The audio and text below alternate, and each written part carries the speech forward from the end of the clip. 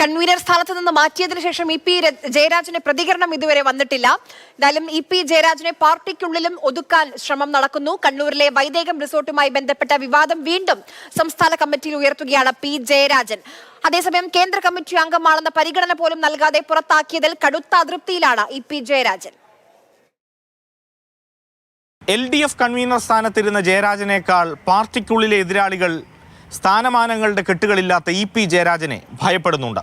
അതുകൊണ്ട് പാർട്ടിക്കുള്ളിൽ നടപടിക്ക് പഴുതിനിയും ബാക്കിയുണ്ടെന്ന് പറയാതെ പറയുന്നുണ്ട് നേതൃത്വം. ഇ പിയെ ലക്ഷ്യമിട്ട് കളത്തിലിറങ്ങിയത് പി ജയരാജനാണ്. ഇ പിക്കെതിരായ റിസോർട്ട് വിവാദത്തിലും അനധികൃത സ്വത്ത് സമ്പാദന പരാതിയിലും എന്ത് നടപടിയെടുത്തെന്നായിരുന്നു കഴിഞ്ഞ സംസ്ഥാന കമ്മിറ്റിയിൽ പി ജയരാജന്റെ ചോദ്യം. നിലവിൽ പരിഗണിച്ചിട്ടില്ലെന്ന യോഗത്തിൽ CPM സംസ്ഥാന സെക്രട്ടറി മറുപടി നൽകി. 2022 വൈദേകം ആയുർവേദ റിസോർട്ടിന്റെ മറവിൽ ഇ പിക്ക് വഴിവിട്ട ഇടപാടുകളുണ്ടെന്നും അനധികൃത സ്വത്ത് സമ്പാദനം നടത്തിയെന്നും പി ജയരാജൻ പാർട്ടി യോഗത്തിൽ തുറന്നടിച്ചത്. കൺവീനർ സ്ഥാനത്ത് നിന്ന് മാറ്റിയ ശേഷം മൗനത്തിലാണ് ഇ പി. ജയരാജന്റെ അടുത്ത നീക്കം രാഷ്ട്രീയ കേരളം ഉറ്റുനോക്കുന്നുണ്ട്.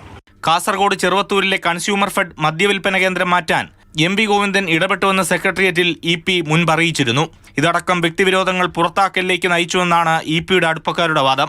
അതിനാൽ കേന്ദ്ര കമ്മിറ്റിക്ക് ഇ പി ജയരാജൻ പരാതി നൽകാൻ സാധ്യതയുണ്ട്. പരസ്പരം നേതാക്കൾ പോരാടാൻ ഇറങ്ങിയാൽ പാർട്ടിക്കുള്ളിലും പുറത്തും വലിയ പൊട്ടിത്തെറികൾ ഉണ്ടാകും. AK Stephen, Mathrubhumi news, Thiruvananthapuram.